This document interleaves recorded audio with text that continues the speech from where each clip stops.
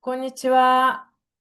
За сайн байцгаана уу? За Японы ихтэй сургуульд хэрэглэх төвийн цагийн хичээл оруулж байгаа. Тэгээ өнөөдөр 3 дахь удаагийн хичээл орох гэж байна. За өнөөдрийн хичээлийн зорилго болохоор эдгээр 10 үгийн санг та бүхэндээ тайлбарлаж өгнө. За хараа таад мэдчих байх юм бол энэ хичээлийг үзэхгүй байж болно гэсэн үг шүү. За хамгийн эхлээд текст харъя. За энэ текстэн дээр саяны гарсан үгийн эхний хэсэг орсон байгаа.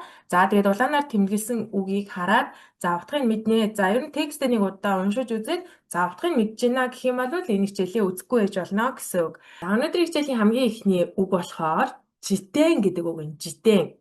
За житэн гэдэг нь болохоор үед гэсэн утгатай. За тухайн, за тэр үед гэсэн утгаар орно гэсэн үг. За нэг удаа хэлээд үзье. Житэн 大学に入学した時点では日本語があまりできませんでした. За их сургуульд яг нь дөнгөж эсэж орсон үедээ Япон хэл тийм сайн байгаагүй гэсэн утгатай байна. За нэг удаа дагаад хэлээд үзье. 大学に入学した時点では日本語があまりできませんでした. За сайн байна. За дараагийн үг харъя. Дараагийн үг нь за ику гэсэн ханз байна те. Гэхдээ араас нь яг нь энэ ханзны араас ү үсэг илүү гарсан байх юм бол за ү үсэг энэ ханзны араас гарсан байх юм бол оконау гэж унших нь байна. Оконау. Оконаимас. За юу гэсэн утгатай вэ гэхээр за зохион байгуулах, за хэрэгжүүлэх, хийх, явуулах гэсэн утгатай. За нэг удаа хэлээд үзье. Оконау. За сайн байна. Оконау гэдэг нь за зохион байгуулах, хэрэгжүүлэх, хийх, явуулах гэсэн утгатай байх нэ. За жишээ өгүүлбэрээ хараад үзье. Жишээ өгүүлбэр дээр гаккоо де ивенто о оконаимашта. За сургууль дээрээ үйл ажиллагаа зохион явуулсан гэсэн утгатай өгүүлбэр байна. За жишээ өгүүлбэрийг нэг удаа дагаад хэлээд үзье. Гаккоо де ивенто о оконаимашта. За сайн байна. За дараагийнх нь за энэ ханц кенто гэж унших нь. Кенто. За кенто гэдэг нь болохоор юу гэсэн утгатай вэ гэхээр судлах, сайн бодох гэсэн утгатай. За кенто шимас гэдэг үгээр орж ирэх нь их байдаг шүү. За судлах, бодох гэж байгаа, сайн бодох гэж байгаа учраас үйл үгээр орж ирэх нь их байдаг. Кенто шимас. За кенто. За кенто шимас гэж орж ирэх нь шүү. За жишээ өгүүлбэр харъя. Жишээ өгүүлбэр мо скоши кенто шите кара кимемас. За мо скоши гэхээр ахаад баг зэрэг, ахаад жоохон гэсэн утгатай тийм. За дахиад яах нь сайн бодсныхаа дараа шийдвэр гаргана гэсэн байна. Кимемас гэсэн байна. За жишээ өгүүлбэр нэг удаа уншаад үзье. За таад бас чанга дуугаар хэлээд үзье шүү. За мо скоши кенто шите кара кимемас. Сайн байна. За дараагийнх нь үг болохоор тогтээ. Тогтээ гэсэн үг байна. Тогтээ гэдэг нь болохоор за тогтсон. За эсвэл тодруулж тогтоох гэсэн утгатай. За тогтээ. Нэг удаа хэлээд үзье. Тогтээ. За сайн байна. Жишээ өгүүлбэрээ хараад үзье. Тогтээ но хито даке дева наку ироиро на хито то ханашита хоо га ii to omoimasu. За зөвхөн тогтсон хүнтэйгээ биш даке дева наку гэдэг нь болохоор тийм биш гэсэн утгатай байна те. Ироиро на хито то ханашита хоо га ii to omoimasu. Өөр хүмүүстэй за бусад олон хүмүүстэй ярьсан нь зүгээр гэж бодож байна. За Японд ч гэсэндээ тийм шүү дээ. Эхлээ сурж байгаа бол яг нь олон хүнтэй ярьж яж яг нь таны ярианы чадвар яг нь сайжирна гэсэн үг тийм ээ. За жишээ өгүүлбэр нэг удаа дагаад хэлээд үзье. Тогтээ но хито даке дева наку ироиро на хито то ханашита хоо га ii to omoimasu. За дараагийнх нь юу вэ гэхээр за эхний текстээ хэдүүлээ хараад үзье. Тэгээд утгыг бүгдээрээ гаргаад үзье гэж бодож байна. За улаанаар тэмдэглэсэн үгнүүдийг сая тайлбарлаад өгсөн байгаа. За има но житэн де ва кейгаку но найё ва まだ全部決まっていません。今の時点ではза одоогийн байдлаар гэсэн утгатай. За одоогийн үед гэж бол хэлэхгүй шүү дээ. Одоогийн байдлаар за мэдээж яг нь үг гэдэг маань өгүүлбэрт орж ирэхээр яг нь тухайн утгаасаа шалтгаалаад за ийм утгатай гэж тайлбарсан ч гэсэндээ яг нь өгүүлбэрийн дунд орсон утгаасаа шалтгаалаад арай өөр болох тохиолдлууд байдаг тийм ээ. За имано житэндээ ва одоогийн байдлаа кейгаку но найё ва за төлөвлөгөөний агуулга нь за кейгаку но найё ва төлөвлөгөөний агуулга нь мада зенбу киматте масен. Хараахан бүгд шийдэгдээгүй байна гэсэн үг байна. Имано житэндээ ва кейгаку но найё ва мада зенбу киматте масен. За дараагийнх нь өгүүлбэр соно таме канкеishaで話し合いを行い、これからどう進めるかを検討しています. За тийм учраас холбоотой хүмүүстэйгээ ханашиаяо оконай гэдэг нь хэлцээрийг зохион байгуулаад. За коrekara дуу сүрүка о кенто шите имас. За цаашдаа яаж урагшлуулах вэ?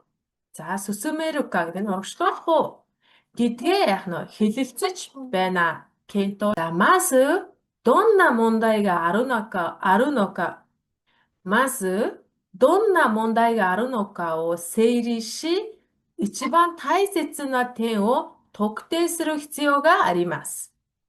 まずгэдэг нь болохоор эхлээд за ямар асуудал байгааг 세리스루 гэдэг нь янзлах, эмхтгэх гэсэн утгатай шүү. За ямар асуудал байгааг гаргаж ирээд一番大切な点を特定する必要があります.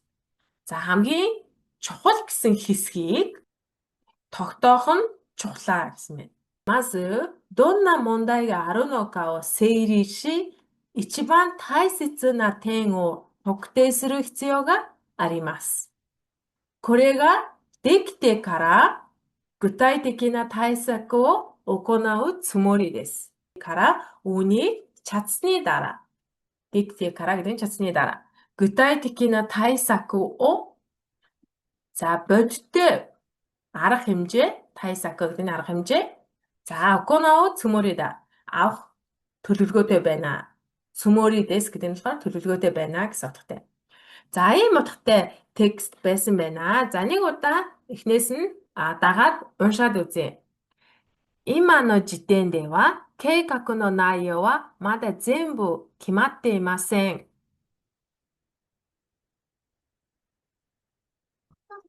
そのため関係者で話し合いを行い、これからどう進めるかを検討しています.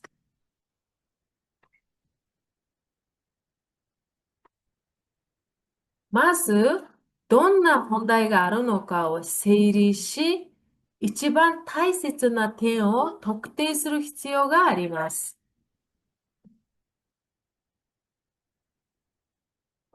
それができてから具体的な対策を行うつもりです. За сайн байна. Сайн байна.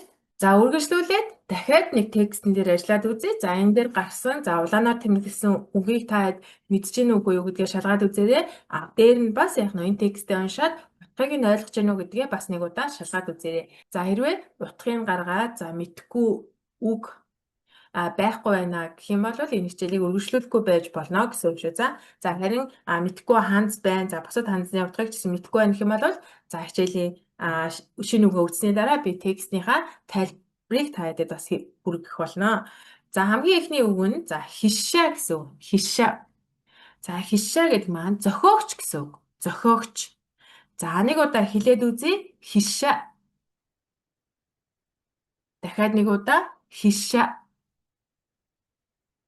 За сайн байна. Жишээ өгүүлбэрээ хараад авъя. За хишша ва жибун но кангаэ о каите имас. За зохиогч нь өөрийнхөө санаа бодлыг бичсэн байна. За гэсэн утгатай жишээ өгүүлбэр байна. За нэг удаа дагаад хэлээд үзье. Хишша ва жибун но кангаэ о каите имас. 。 За нэг удаа хэлээд үзье. Хишша ва жибун но кангаэ о каите имас. За нэг удаа хэлээд үзье. Хишша ва жибун но кангаэ о каите имас. За гэсэн утгатай жишээ өгүүлбэр байна. За нэг удаа дагаад хэлээд үзье. Хишша ва жибун но кангаэ о каите имас. За сайн байна. За дараагийнх нь үг тамэ. За тамэ гэдэг нь тулд төлөө. За зарим тохиолдолд учир шалтгаан бас илэрхийлдэг. Тийм учраас гэсэн утгыг бас илэрхийлдэг байгаа. За кенко но таме майничи ундо шимасу. Эрүүл мэндийнхээ төлөө өдөр бүр дасгал хийдэг гэсэн утгатай. Кенко гэдэг нь эрүүл мэнд гэсэн. За нэг удаа жишээг хэлбэрээр дагаад хэлээд үзье. Кенко но таме майничи ундо шимасу. За сайн байна. Дараагийн үг нь кои гэсэн үг байна. Кои. За кои гэдэг нь үйлдэл гэсэн утгатай. Үйлдэл. За нэг удаа хэлээд үзье. Кои. За рүрү о маморанай кои ва мондай ни наримасу. За ялангуяа Японд тийм ээ. Рүрү о маморанай кои ва мондай ни наримасу. За дүрм журмыг сахихгүй үйлдэл нь асуудал болно гэсэн утгатай байна. За рүрү о маморанай гэхээр дүрм журмыг сахихгүй. За тэгээ үйлдэл нь мондай ни наримасу асуудал болно гэсэн утгатай байна. За жишээ хэлбэрийг нэг удаа хэлээд үзье. Рүрү о маморанай кои ва мондай ни наримасу. За сайн байна. Дараагийнх нь токүни гэсэн утгатай байна. Токүни. За ялангуяа гэсэн утгатай токүни гэдэг нь ялангуяа гэсэн утгатай. Нэг удаа хэлээд үзье. Токүни. За сайн байна. Жишээг хэлбэрээ хараад үзье. Жишээ нь натсу ва токүни ацку наримасу. Натсу ва токүни ацку наримасу. Зун ялангуяа яах нь халуун болно гэсэн утгатай байна. За нэг удаа жишээ хэлбэрээр хэлээд үзье. Натсу ва токүни ацку наримасу. За сайн байна. Дараагийн үг нь мокутеки. Мокутеки. За мокутеки гэдэг нь болохоор зориг гэсэн утгатай. Зориг. Хэлээд үзье. Мокутеки. За сайн байна. Жишээ өгүүлбэрээ уншаад үзье бүгдээрээ. Нихон рюгаку о мокутеки ни майничи нихонго о бэнкё шите имасу. За Японд сурах зорилготойгоо өдөр бүр Японы хэлээ үзэж байна, давтаж байна гэсэн утгатай. За нэг удаа жишээг хэлбэрээ дагаад хэлээд үзье. Нихон рюгаку о мокутеки ни майничи нихонго о бэнкё шите имасу. За сайн байна. Дараагийн үг нь үндөө. За үндөө. Үндөө шимас гэвэл дасгал хөдөлгөөн хийх гэсэн утгатай. За үндөө байхаараа дасгал хөдөлгөөн гэсэн утгатай байна. Нэг удаа хэлээд үзье. Үндөө. За сайн байна. Жишээ өгүүлбэрээ уншаад үзье. Кенко но таме ни майничи үндөө шите имасу. За кенко но таме ни майничи үндөө шите имасу. Эрүүл мэндийнхаа төлөө өдөр бүр дасгал хөдөлгөөн хийдэг гэсэн утгатай байна. За жишээ хэлбэрээ нэг удаа хэлээд үзье. Кенко но таме ни майничи үндөө шите имасу. За түрүүн гарсан текстийнхаа утгыг бүгдээрээ хамтдаа гаргаад үзье. За коно буншо но хишшя wa кенко ни цуйте кангаете имасу. За энэ текстний зохиогч нь кенконы цуйте кангаете имасу. Эрүүл мэндийн тухай бодож байна. За кенконы нару таме ни майничи донна кои о шита хога ii no ka o сетсумэй шите имасу. Эрүүл мэндийнхээ төлөө за өдөр бүр майничи өдөр бүр донна кои ямар үйлдэл хийсэн дээр тухай тайлбарлаж байна. Токүни тайсетсу на но wa ялангуяа хамгийн чухал нь карада о угокасу кото desu. Биеэ хөдөлгөх явдал юм аа. За мокутеки о мотте ундō сuru koto de karada mo kokoro mo genki ni narimasu.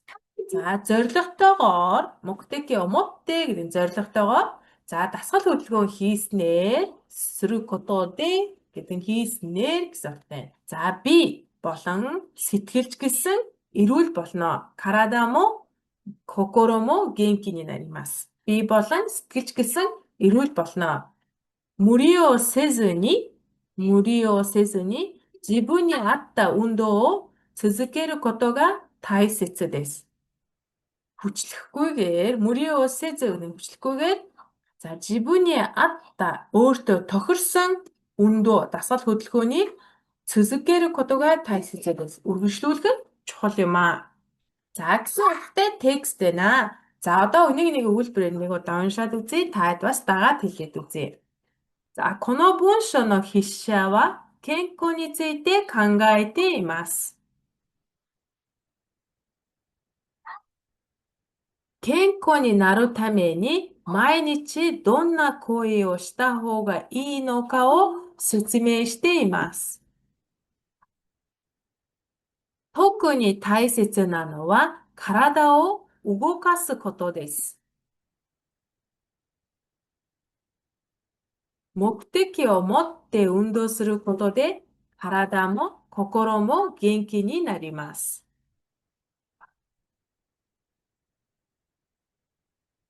無理をせず自分に合った運動を続けることが大切です。